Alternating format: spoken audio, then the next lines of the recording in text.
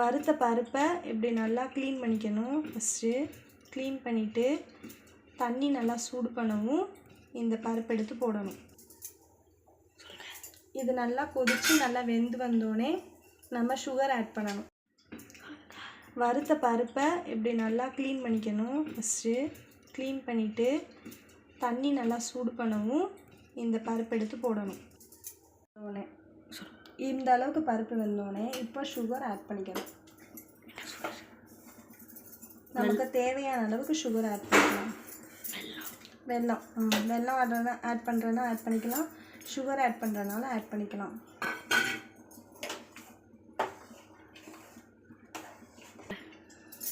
ரெண்டு ஏலக்காய் போட்டுக்கலாம்.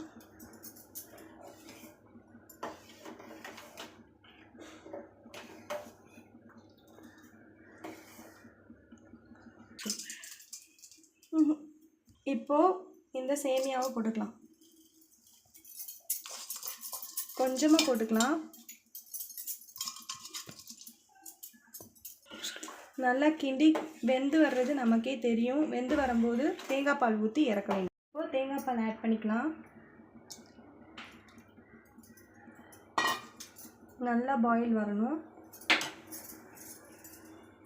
தேங்காய் பால் ஆட் பண்ணிவிட்டு முந்திரியும் திராட்சையும் நெய்யில் வறுத்து வச்சுருக்கோம், அதை ஆட் பண்ண போகிறோம்.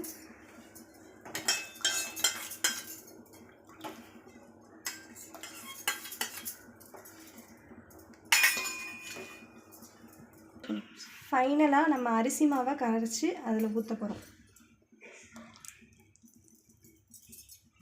ஊற்றிட்டு கொஞ்சம் தேங்காய் பூ எடுத்து வச்சதை அதை ஆட் பண்ண போகிறோம். இப்போ ஒரு கொதி வரவும் ஆஃப் பண்ணிடுவோம். இப்போ ஒரு கொதி வரவும் நம்ம அடுப்பை ஆஃப் பண்ணிக்கலாம். அவ்வளோதான், பாயசம் ரெடி. சுட சுட பாயசம். டேஸ்ட் பண்ணி பார்க்கலாம். गाइस அல்டிமேட்டா இருக்கு. மறக்காம இத வீட்ல ட்ரை பண்ணி பாருங்க. மறக்காம லைக் பண்ணுங்க, ஷேர் பண்ணுங்க, சப்ஸ்கிரைப் பண்ணுங்க, கமெண்ட் பண்ணுங்க. Thank you guys.